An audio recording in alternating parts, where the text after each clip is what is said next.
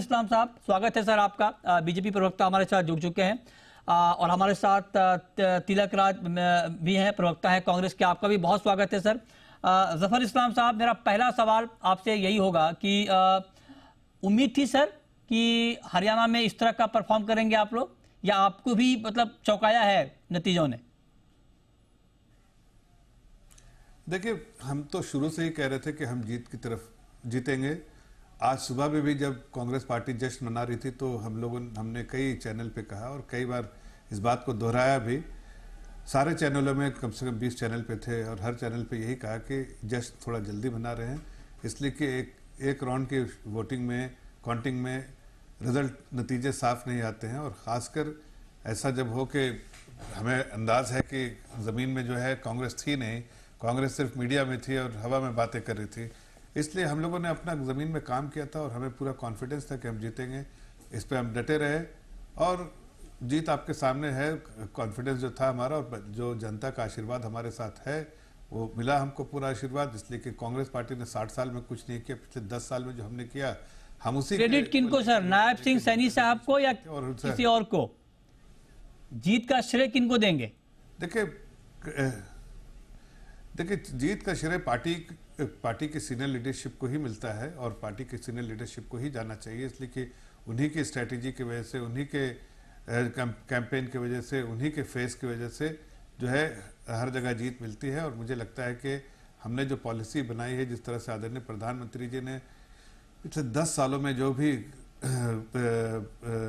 देश के लिए किया और कई ऐसे इनिशिएटिव लिए जो हरियाणा स्टेट गवर्नमेंट के थी, सब के वजह से आज हमें ये जीत हासिल हुई है। और जीत का श्रेय जो है हमारे लीडरशिप को, साथ साथ जनता को, जिन्होंने आशीर्वाद दिया, कार्यकर्ताओं को, घर घर तक समर्पित होकर जनता के बीच में गए, सबका सहयोग रहा, इसलिए। ठीक है, आप कह रहे हैं कि सबका सहयोग रहा और पार्टी लीडरशिप, आप कह रहे हैं कि उनको ये श्रेय जाता है। लेकिन तिलक राज साहब, आप बताइए, आप लोग तो बहुत ज्यादा कॉन्फिडेंट थे कि हरियाणा तो पक्के तरीके से आप जीत रहे हैं और अच्छे खासे मार्जिन से जीत रहे हैं। कहाँ चूक हुई? इस हार के पीछे की बड़ी वजह आप देख क्या रहे हैं? बिल्कुल सर, देखो सर, सबसे पहले तो मैं आपको जम्मू कश्मीर की ऐतिहासिक जीत की बधाई देता हूं। लेकिन हरियाणा में सर हमने मेहनत तो बहुत की थी और ग्राउंड फ्लोर पे की थी, लेकिन सर अब पता नहीं कहीं ना कहीं लोचा है साहब। मतलब जो रिजल्ट आया ना सर, अनएक्सपेक्टेड रिजल्ट है सर, हमारी समझ से बाहर है सर। क्यों? उसकी वजह है सर, कहीं ना कहीं सर, कहीं फेयर डीलिंग नहीं हुई सर, कहीं ना कहीं सर पेपर अच्छे थे सर, कहीं ना कहीं सर लग रहा है सर नेगेटिव मार्किंग हुई है सर, मास्टर ने सर कुछ लोचा कर दिया सर।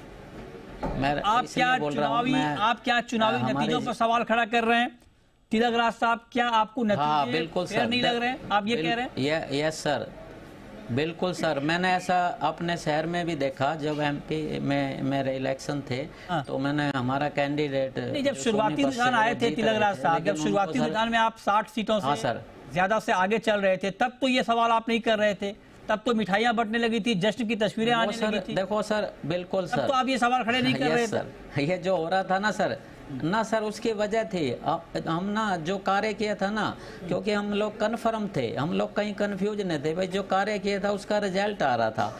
लेकिन सर कहीं ना कहीं सर जो रुकावट हुई, कहीं ना कहीं मतलब उसको रोका गया सर, कहीं ना कहीं उसके बीच में कहीं ना कहीं सर लोचा हुआ है सर। आप कह रहे हैं लोचा हुआ है? जफर इस्लाम साहब कांग्रेस के प्रवक्ता कह रहे हैं कि वोटों की गिनती में लोचा हुआ है, उनको यकीन नहीं हो रहा कि कैसे हो गया ये।